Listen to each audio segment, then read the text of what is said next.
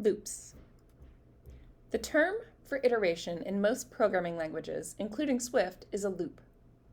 A loop defines a code segment that will be repeated, its body, and a determination for when to exit the loop. In Swift, there are several different styles of loops, including one for working with arrays. A common activity with an array is to do the same thing with each of its items. For example, you could look at each of the books on your shelf, noting whether or not you've read it. At the end, you'd have a list of all unread books, which you might use to prioritize which book you'll read next, or to calculate how long it would take to finish reading all of the unread books on the shelf. In Swift, you can work with an array by writing a loop that contains code to run for each element of the array.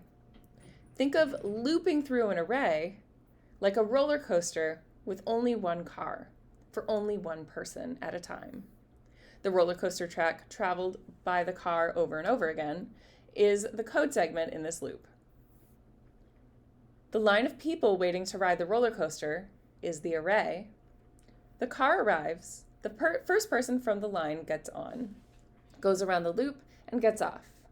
Then the next person gets on for a turn, a different item in the array going through the same loop. Explore this. Imagine someone's book collection contained every book they had ever read, or every book they might ever want to read. In that case, there are probably plenty of questions about their collection you couldn't answer just by glancing at the shelf. 1.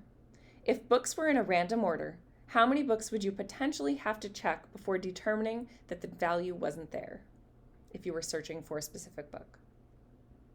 2.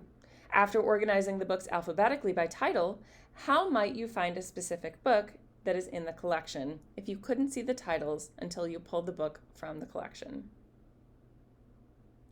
3. What do you believe is the most efficient algorithm for the second search, and why? So what's a method that you would search for a book? And you can only pull one book out at a time.